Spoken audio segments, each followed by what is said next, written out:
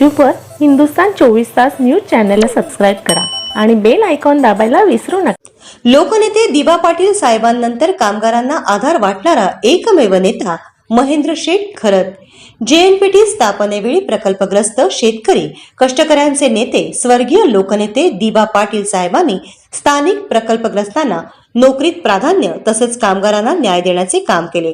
परंतु पाटील साहेबांच्या निधनानंतर मशरूम सारख्या उगवलेल्या कामगार संघटना व्यवस्थापनांच्या ताटाखालचे मांजर बनून स्थानिक प्रकल्पग्रस्त कामगारांना देशोधडीला लावण्याचे काम करत आहेत। जेएनपीटी मधील सफाई कामगार, स्पीडी मल्टी मोटर्स मधील सर्व कामगारांना राष्ट्रीय कामगार नेते महेंद्र शेठ खरत यांच्या रूपाने एकमेव आशेचा किरण दिसत आहे।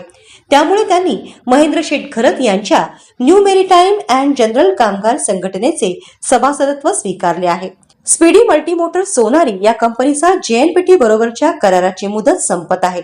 येथे 7 संघटना असल्यामुळे 1-2 संघटनांना हाताशी धरून बाकीच्या कामगारांना वेठीस धरण्याचे काम स्थानिक व्यवस्थापन करत आहे।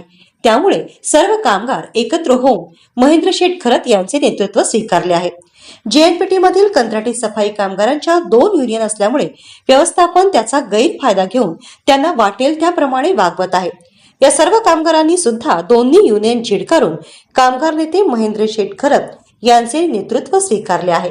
डीपीडब्ल्यू मध्ये सुरुवातीला महेंद्र शेठ खरत यांची युनियन होती। त्यावेळी स्थानिकांनाच नोकरीत प्राधान्य दिले जायचे, परंतु स्थानिक पुढाऱ्यांनी निवडणुकीवेळी स्वतःच्या स्वार्थासाठी कामगारांची युनियन तोडली। परंतु तेव्हापासून परप्रांतीयांची भरती सुरू झाली व स्थानिक कामगारांवर अन्याय होऊ लागला। याची जाणीव डीपीडब्ल्यूच्या कामगारांना होऊन त्यांनी पुन्हा राष्ट्रीय कामगार नेते महेंद्र शेठ खरत यांचे नेतृत्व स्वीकारले आहे।